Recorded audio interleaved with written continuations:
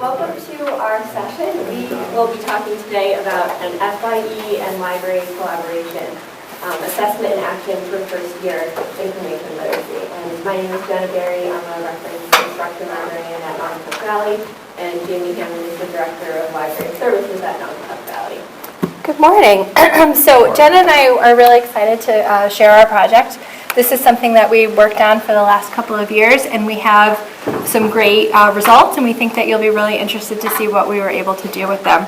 So before we get started, I want to talk a little bit about what Assessment in Action is.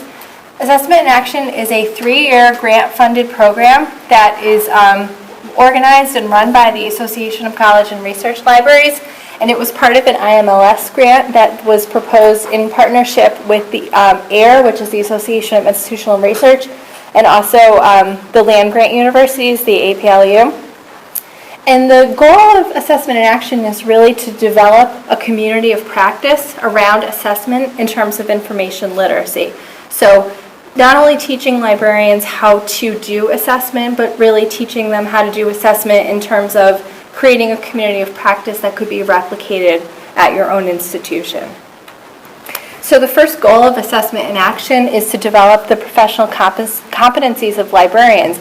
And that's really about teaching us how to not only collect data, but to document and process and go through that data so in order to be able to find meaningful conclusions and relate those conclusions to the institution's goals for student learning and student success. So, it's the first step of the process is to really go through the institution's goals, the strategic plan, all of those big documents, and really map what the library is doing to those pieces so that everything that you're doing is readily relevant to your institution's needs. Beyond that, one of the goals is to strengthen the collaborative relationships with higher education stakeholders. So again, Assessment in Action asks you to partner with your institutional research department and also other stakeholders on the college campus. So in our instance, we partnered with the coordinators of the first year experience program as well as the Office of Institutional Research. And then Assessment in Action also asks you to have a letter of recommendation from your academic dean or provost to show that you have institutional support for what you're doing. So they don't want you to do your research in a vacuum that nobody else will hear about. They want your college to be engaged and ready to hear what your findings are. The third goal is to contribute to the higher education assessment work by creating replicable approaches and practices that other colleges could take, and ideally to create a situation where there can be meta studies. So for example, if all of our institutions were to do a study together so that we're really creating a large body of data and research about what practices are most effective for students in the state of Connecticut, and especially in terms of information literacy with the TAP and the general education competencies that we now all share. So those are the goals of Assessment in Action. As you can see, they're pretty large, they're pretty ambitious, and this is a 3-year program. There were about 100 institutions that were involved in it each year. They're now finishing up the 3rd year, and those institutions range from community colleges to small private institutions to large 4-year institutions and to private research libraries. So really running the gamut of all different types of institutions around the United States and Canada. So the Assessment in Action program asks you to create a proposal for research. And the library at Naugatuck Valley had been working with the first year experience class already. And the first year experience class is a mandatory 1.5 credit class that's for first-time, full-time students at the college. So we had been working with them. We were the benefit of a lot of academic institutional support for our collaboration with first-year experience. And our president actually sort of mandated that all first-year experience classes have a library session. So we kind of had that in our favor because we didn't have to invite the first-year experience classes into the library. They were sort of forced to work with us. And so, luckily they were happy about that, and we were able to really capitalize on that collaboration. So before 2012, we had offered library instruction to FYE by request. But in 2012, that's when the president said, you know what, everybody who is in first-year experience really needs to go to the library. And so we started to just schedule it as part of the regular running of FYE was just, this is the day you will come to the library. In the spring of that year, we developed an instruction program that had outcomes, and we're going to talk about those outcomes a little bit more in a minute, but there was also an iClicker session, so we asked the students questions that related to those outcomes, and they were answering them, and then we took that data and we looked at it. So in fall 2012, we started to run that program. We taught 45 sessions in that first year. It was about 850 students. And this is the data on how the students performed on those iClicker questions. And so, we can see that everybody was about the same. We got a little better from year 1 to year 2 and to year 3. But, we felt pretty good. Okay, so the majority of the students seem to be learning information literacy. So, Jenna, do you want to talk about this a little bit? Okay, sure. So, when the students came to the library for these sessions, we created these outcomes for FYE that would measure what they're actually learning in the library session that would match up with library skills. So the list here is the FYE outcomes, and these were correlated with the needs assessment that they took before they came, and the clicker quiz, which came at the end of the library instruction session. Okay. The other thing that we wanted to assess was the ACRL, which is the Association of College and Research Libraries, Information Literacy Competency Standards for Higher Education. So the standards were in place for about 15 years. They were very skill-based. These standards were, they focused on outcomes and skills that students would be able to complete once they sort of mastered these standards. However, in February of last year, the ACRL adopted a new idea, the Framework for Information Literacy for Higher Education. So this replaced the previous standards, and it was quite different. And so when we were introduced to the standards, we went back and looked at our outcomes, and we mapped them so that they would match with the new information literacy framework. And the framework, as you can see here, it consists of these 6 threshold concepts. So these concepts are rather than being based on skills that students can do, these are foundational ideas. And the term threshold really means that once the student learns it, they will know it forever. It might take a long time. There might be a sort of liminal stage in between there where it takes them a while to learn. But then once they cross this threshold, they will have these foundational ideas for the continuation of their academic careers or just their daily lives when they're going about doing research. So these are the 6 threshold concepts of the framework. The research design for this assessment was a 6-question needs assessment. This came before they even visited the library. So the FYE library sessions were usually scheduled during the first half of the semester. Before they came in, their professors were asked to give the students access to this needs assessment. This was done in a Google form so they could access it online, they could fill in the answers, and then all that data would be populated into a spreadsheet that we had. Many or most of the professors, I believe, put this in Blackboard so that students could easily access it before they came to class. And when they came to the class, if there was any student who didn't get to do that beforehand, we would also leave time at the beginning of the library session for them to take the needs assessment before we dove into the instruction. So once that was completed, during this session, we would have an instruction period where the librarian would talk about different source types, how to find them, how to evaluate them, and when they might need to use certain types versus other types of sources. So we looked at things like popular articles from magazines and newspapers. We looked at peer-reviewed articles. We looked at websites or anything that you might be able to find on the open web and how you might be able to choose one website over another. And then books. So we showed them how to find a book in our catalog as well as how to access our ebook collection.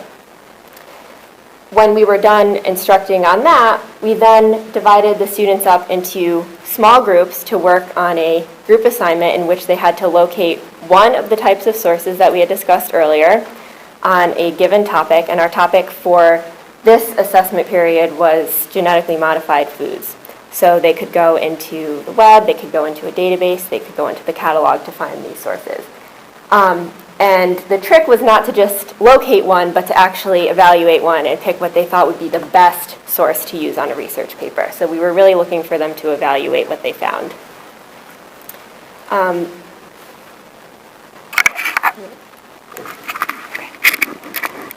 right, I'm putting this on. Okay. So then, finally, at the end of the group project, they would get in front of the class, they would present their findings, and we would end the session with the iClicker post-assessment. So this was a set of questions different from the original needs assessment. So that's why we're not calling it pre-test and post-test. Pre-test and post-test consists of the same questions. These were different questions. While they hit on the same areas, they were phrased differently, so it was the first time the students were seeing them when they took the iClicker. And this was a fun activity for students. They would click in their answer, and then we would look at the results on the screen, and they can see who got things right.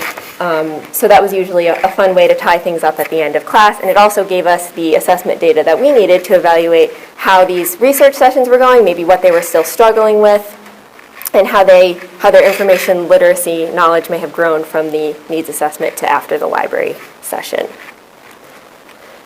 Okay, so this is an example of one of those student presentations that they did in their group. So the tools that we used were the Google form. That was how we administered the needs assessment before class. The iClickers was how they punched in their answers for the post-assessment. And then these large sticky notes were used when they split off into their groups. They would have to write down the steps they took to find their given source, why they chose their given source, and how it might help them to complete a research paper. So for example, these students had to find a peer-reviewed article, so they walk you through the steps of locating one, and then they wrote here, with peer-reviewed articles, they're written by professionals and then reviewed by professionals, which was an idea that we taught in the session, so they were able to recall that later on. Okay, and this is another example of student work. This group was asked to find a website about genetically modified foods, so they chose to go to Google and then look for websites ending in .edu or .gov, which they could trust as reliable sources. They ended up choosing the FDA website, which was a great source, and then they gave some information about why they thought that was the best one, and then they actually included a citation at the bottom, which was really great. Not all the groups had time to do that, but this group even got as far as creating an MLA citation for that source. Okay, so when all of these library sessions were complete, we had this pool of data. So in the large pool, there were 563 students that took both assessments. So there were some students that were missing from the first one or missing from the second one. But in total, there were 563, and 68% of these increased their scores from A1 to A2. And the average scores are listed here. So it was almost 20 percentage points from the first assessment to the second assessment. Okay, do you want to hold this one? Thank you. So, I just want to go back for a second. So before, when we looked at the assessment data before we did this, remember it was about 75, 79%. And so you see, we're still pretty consistent here. But now we're able to see the difference. So we're able to see where they were before they came to the library versus where they were after. And so that gave us a little more information. And so at this point, we were feeling pretty good. Like, okay, they increased like 20 percentage points. This is a noticeable increase. This is something that really demonstrates a change in understanding of information literacy and its concepts. And so, if we were stopping here, we would be feeling pretty good about things. But the nice thing about assessment in action is it asks you to really dive down into it and go deeper. So the way that we did that was we broke our students out into cohorts. And we created these 4 cohorts. So cohort 1 scored high on both assessments. And we qualified what high and low were by if it was basically above an 80 percentage correct, then that was a high, and if it was below, then that was low. And that was how we broke the data down, and that made it much easier for us to do some comparisons. Because rather than taking 563 students in their individual data and trying to kind of sift through all of that, by breaking them into cohorts, we were able to, take better snapshots. So cohort 1 scored high on both. So they came in knowing things, they left knowing things. Cohort 2 scored high on the first, the needs assessment, and low on the second one. So that was a very small cohort. It was only 27 students out of the whole pool. And we chalked that up to they weren't paying attention, or they blew it off, or something like that, because it really was not a large quantity of students that took both quizzes. Cohort 3 scored low on the first one and high on the second one. So they're the ones that really grew. And then cohort 4 scored low on both. So they're the ones who didn't come in feeling pretty confident about information literacy, and they didn't really leave feeling much more confident. So once we broke those down into those 4 cohorts, we took a little deeper dive. So these colors are going to be indicative of all the data I'm about to show you. So the first thing we looked at was the age of the students. We wanted to see what the differences were in age. Students 17 to 19, did they have a different experience than the students overall? And as you can see, they really didn't. There's very little difference. And the majority of the students who took this were of this age group. So they really set sort of the tone. And about half of them came in high and left high, and about half of them came in low and left low. And then we had a smaller group that stayed low, or that group that maybe wasn't feeling well the day that they took the second quiz. But when we looked at students over the age of 36, even though there were not many of them, they had a very different experience. And so this is one of the things that stood out to us, is what we're doing is not really helping students who are non-traditional age. And we're imagining that, they're in a classroom. The classroom is filled with 85% students 17 to 19. They're coming back to college maybe after a long period of time being out of, using this kind of resource, and maybe they're feeling very overwhelmed by it. And how could we address this? And one of the things that I think is really important about this is that statistically speaking, this group was very, very small. There were only a handful of students that were in this age group. But when we did the training for assessment in action, one of the things that we learned was that it's very important to hang on to groups that are different, even if they're very small, because you don't want to lose them because they just don't make enough of a statistical standout in your data. So the trainer was talking about a new student orientation that they had done at their college, and she's from Pierce College, which is on the West Coast, very large community college, I think 20,000 students. And at Pierce College, they asked for student feedback on a new student orientation session that they did. And overall, the feedback was very, very good. But when they looked at it, they had a very small percentage, just 5-10 students who identified as transgender. And those students had a different experience than the other students that had answered their survey. And she said, if we were looking at the data, we would have lost them. Because out of 20,000 students, 5-10 students, statistically not significant. But it's important to hang on to them because you don't want to lose their experience, and make sure that everything that you're doing is as accessible as it can be to all different types of students, no matter what their backgrounds or stories are. So this was important to us because we didn't want to lose the experience of these students. We wanted to make sure that they were feeling as welcome and as supported by the library as their younger peers. So one of the things that we did with this piece, do you want to? This. Sorry. So we were able to learn that 40% of students aged 36 and up scored low on both assessments. So this prompted us to really take a look at what was happening in that library session. Maybe we could revisit that and change something so that everyone felt more like they were a part of the session, that it wasn't a barrier of maybe using the computer or using the internet or anything like that.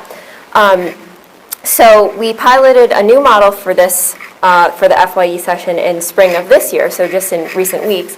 And we actually assigned roles to the students within their group so that no one was left out. It wasn't as if 2 students would take the lead and the others were just sitting there.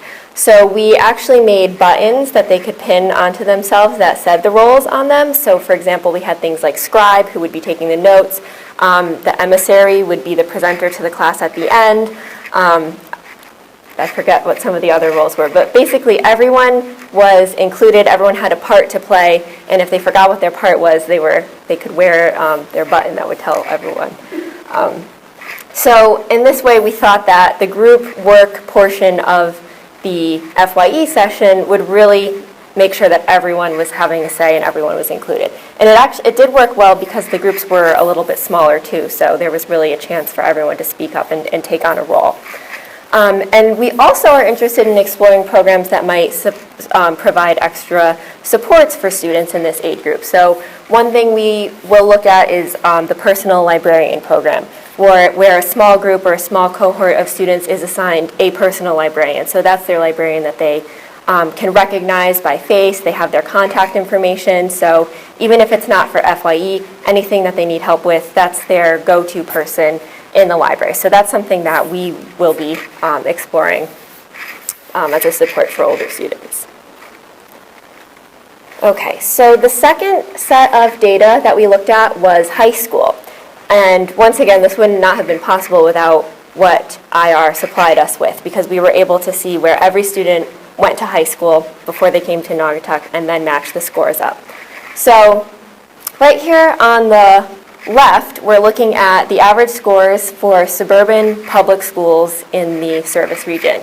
Almost 50% of students from these schools came in, actually no, more than 50%, came in with a strong knowledge of information literacy already. They scored over 80% on the needs assessment. Over here on the right, we have information from the students who attended the 3 public high schools in Waterbury. Only 25%, 28% came in having a strong knowledge of information literacy. This 3/4 almost of this graph, students came in with not very much knowledge of information literacy at all. And just having these two graphs side by side was an extremely powerful visual.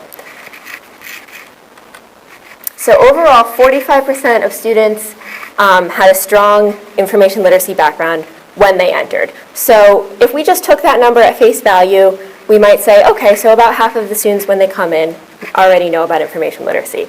However, when we broke it down, those numbers are quite different. 28% of students from Waterbury's public high schools had a strong knowledge of information literacy, while 53% of students from suburban schools did. So just looking at that 45% number doesn't really tell us much about who is coming to our school, what they know already, and how we might be able to help them. So the next step that came out of this was a collaboration with the 3 public high schools in Waterbury. So I'll talk a little bit about that next. So we had this public high school outreach program. We were able to partner with the Gear Up program, which is run by the Bridge to College office at Naugatuck Valley. All of the librarians were matched with a different school. So for example, I worked with Crosby High School in Waterbury. We were introduced to the library media specialist at each school, and then there was 1 or 2 classes, 9th or 10th grade, and they all happened to be social studies classes in this case, that were included in this pilot program. So I worked with a 10th grade honors social studies class from Crosby. Other librarians worked with freshmen, some worked with 10th grade, and they were all social studies classes. So we had the students come to Naugatuck in the fall for a library research session. They got to know us, they could use the library resources. We did lessons about evaluating sources and differentiating between source types, and got them started on research. So not all of them were actually writing a research paper at the time, but they were preparing for the research endeavor that they would be doing the next semester. In January, we went back to the schools and met with the library media specialists so we could actually see what they were working with at their schools. What did their libraries look like? How were the students using the library? Then we did a lesson in the classroom at the high school. So I went into the social studies classroom at Crosby High School to teach a lesson about research as they were preparing to write this long research paper. And then this class actually came back to Naugatuck for 2 more library visits. So they were able to use our library resources. We did work on citations. We did work on finding books and finding articles and pulling quotes from research papers and integrating, or quotes from sources and integrating them into their research papers, and they were all U.S. history topics. So we had a lot of fun with the different sources for that. And then another thing that happened was an additional teacher wanted to join the project, so 4 more 9th grade classes from Crosby ended up joining in, and they came to Naugatuck for visits as well. So some of the outcomes from this collaboration were, the first one is we were able to increase the awareness about these free online resources provided by the state of Connecticut. So this is formerly known as icon.org. It's now Research at CT. And some of the high school library media specialists and teachers weren't aware that this was free and this was available to their students. So in one case, it was just a matter of adding the high school's IP addresses from their computers to the ICON database, or the Research It database, and now the students have access to all of those free resources on their school computers. So it wasn't as if they would have to even come to Naugatuck to do research in the library. Now they could access a lot of these things right at their school. Students also, on a survey that was handed out, they did report an increase in confidence in doing research. Some of them didn't really know anything about research when they came in and did feel better when they left. Also, the spring research papers, I was able to actually read some of them. They were just handed in a few weeks ago. And the teacher did confirm that they showed improvement in integrating sources into their text. And I have a quote right here from one of the teachers. Students gained a greater idea of how to research and incorporate the information. They gained a greater understanding of what is going to be expected as they move towards college and the resources that are available to them. So the students were able to be exposed to this, and also now at their schools, they can take these skills and use them for research in the library or writing papers in different classes other than social studies. Okay, so that's the end. So now we have some time for questions. Did the school students all do a pre-test so that you knew where they were starting from? Yeah, they gave them that survey, Oh. the confidence survey before. Yeah, Mhm. so they didn't do the pre-test in terms of like the one we do with Emily, they did a confidence survey because that's what Vera wanted to do. So instead, we're really just looking at their papers. So there was no follow-up then to see if they had gained confidence and track these people before. And that's the probably. Well, they're not our students, Right. so we're kind of working through Vera, but they have a pre-test, they have a pre-test and post-test about confidence in doing research that Vera gave them, and then, we basically use that. Yeah, and then the teacher had a set of papers from the fall and then a set of papers from the spring also. They included a desire to continue this, they found this one. Yeah, And then the second piece is to them how long they need this. yes. That's who Yeah. their partner up So that with. was the direct partner. Mhm. Yes, the library media specialist at the high school.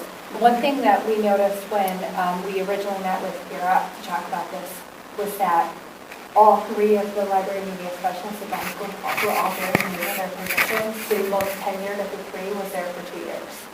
And we had one that had just started 6 months ago. And so they were very new to being, they were new library media specialists and also new in their positions. This was their first position, and there were a lot of politics about how to navigate through the schools and what the expectations of library media specialists were at the high schools. This is the part, we were joking that they're recording this, and I was hoping that no one was going to watch it afterwards because I knew I was going to say something. But there was a lot of sort of expectations of library media specialists would just be checking out books and touching people at the high schools versus actually teaching research skills and working one-on-one with the faculty to develop those skills. And so I think that one of the things that was beneficial about us coming in through that Vera piece was that we were able to say, no, this is something that the library media specialist could do from you. And there was a little bit of a respect from the teacher's standpoint of us talking about that. And then they were really excited to kind of jump on that, and the library media specialist sort of felt empowered to then take it further because there was this support. The other thing that was nice about it was Europe has money, which the public schools don't, and so Europe was able to pay for professional development for the library media specialists, and that was really key in terms of just getting buy-in from them, but also, doing something nice for them to say, thanks for collaborating with us. Yeah, I have two questions actually. Going back to the free digital library collections, there was a comment about having to provide a list to somebody so that the students in the high school have access to those. Yeah. Oh, So it's not the whole school? No, it is the whole Students school. have access, that particular class of students had to be given access? No, I'm sorry. It is the whole school. It is the whole Yeah, school? yep. They just have to request to be put on the list? Yeah. So every public school should have access to this. It's paid for by the state library. Yes, they do. Yep. And if they don't, how is that facilitated? If they don't, there is actually, if you go to the Research It CT, which used to be ICON website, there's instructions for who to contact. You just have to say what institution you're with and send the IP address. So public libraries in the state of Connecticut have access to it, high schools, elementary schools, colleges and universities, and then also if you have a library card from any public library, you can get to them from home. So a lot of the students didn't have library cards, so the home access is still a bit of an issue there, but the school access at least now is in place. Okay. And the second question, when you were talking about those smaller groups of people that didn't perform as well on those post-assessments, were there any anecdotal, interviewing types of activities that you did in order to see, okay, what went on during the session that would help you decide to make certain changes in your activities? Was there any anecdotal gathering of information from those folks? Well, we It was didn't. an attempt. Yeah, and we actually, during the class, we didn't know who they were because it was done by clickers, so it was more like the large group data at the end was where we could see who was not scoring as well on Yeah, the... so the only other way would be to possibly have some sort of self-reporting instrument about their session experiences. I was Yeah. just trying to think of how it might be and if it had been and where we- we might go to get that more anecdotal personal experience Yeah. information so that when we're coming up with solutions and new activities, we know that we're at least targeting what actually is needed. This past semester, when we piloted the new format, we actually added an open-ended question on a survey they took at the end. So we were able to get some qualitative information about how they felt regarding their session. So things like, this will be helpful in the future. That was a common theme that came up. Some people saying, we already know this, we have to do this all the time, this is just a repeat for us. So it was interesting to see those kinds of things emerge. So I hope to include that in the future too. Yeah, and right, so we've been coding those qualitative responses to try to get that at what you just said, which I think was an excellent point. We also attempted to do focus groups, but we haven't had much luck with registration for those. Any other questions? I have a question about, you said it's a 1.5 credit course, Yeah. and so at the end, are we grading? Are we what? Grading.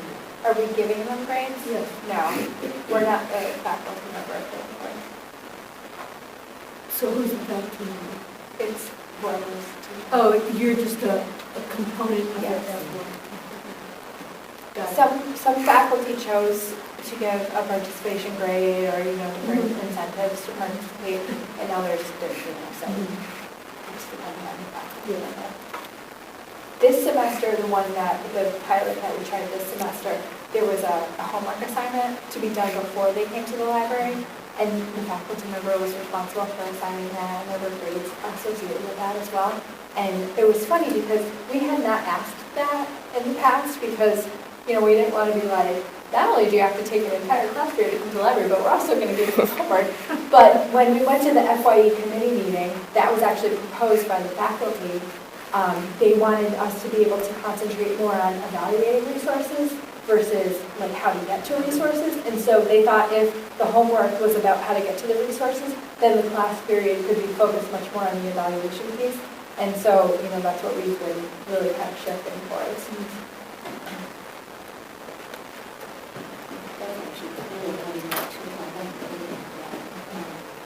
I don't do FYE and the information literacy sessions so I work very closely with the teaching and one of the activities, I always have assessment activities following the presentation so that we can check, did you do something or not, can you do these things or not? And one of them is actually graded by the teacher, his piece, and then my piece is graded by me. But in both cases, students know that there's a follow-up assessment to see whether the information whether they can do it or not. But I like that the evaluating of the sources. Anyway, it's a great thing. That's what having to do a pre-homework assignment and then follow up. That way, students who already know stuff about finding can go further and more advanced in the section of evaluating, which can always grow. Right. You can always do more evaluating sources. Absolutely. And that, from our perspective, those are the best sessions when you have students that are really engaged and you can ask those deeper questions. Because when we try to suss that out, it's very different than, I'm sure as you know, than when a peer brings that up as a concern or a questioning, and the rest of the students are much more focused on the answer and the understanding.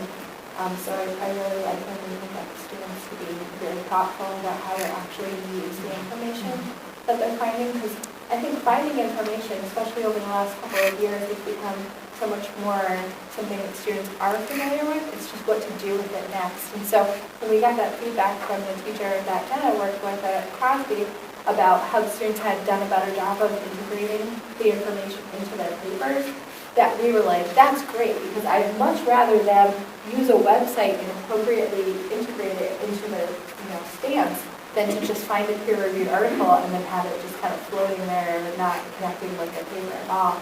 So we were excited about that. I send our topics. I always, I'm taking up too much time. I coordinate it so that students have their topics and their topics complete before we have these sessions. And I feed the topics to and knows what kinds of issues the students are going to be facing in their research journey. So that way, some of it's customized, and some of them, if they're there, they get a little head start because he actually uses their topic and shows some of the troubles. Others, they don't, but they can see the journey. Anyway, so that way it's married specifically to their whole research project that they're going to do and their topic. Yeah, being relevant is key. And I find that actually has to be. That's great. Well, please tell your peers to do that, because if we could all have such productive research assignments, that would be fantastic. It's wonderful. Well, that's good for the National Assessment Program. Is it a 2-year project or 1 year? It ran for 3 years. It's a 1-year project. So each participant is in it for a year. So there's the 3 weeks. Do they interact with you to make sure that your project is on? Yes, there are 2 in-person training components, and then there are weekly webinars and all kinds of stuff like that. You're in a cohort, you have a cohort advisor, So it's very hands-on. Yeah, it was wonderful, you know, this will be the last year actually that we're in right now.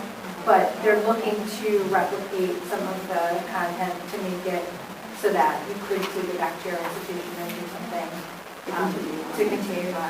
Well, it sounds like you've got already a wonderful relationship with these monetary public schools. Yeah. Now to continue that, and I'll just have to discourage it as long as you've got staff to do it. Absolutely, absolutely. I mean, their seniors are 2 months away from being a freshman, so, you know, why not create those bridges with the others?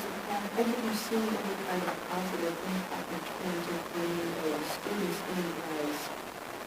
into the college in their senior year? Are they starting to take classes? Well, the Gear Up students are not seniors yet, they're in 9th and 10th grade, because Gear Up follows the same group of students, and so now they're in 9th and 10th grade, so we won't actually see them as our students for another 2 years. But they're allowed to take courses in high school, so the students who, I guess they'll be coming into 11th or 12th grade. Yeah, Then so they could take classes. we'll start to see them very soon, But but before they do their official. exactly,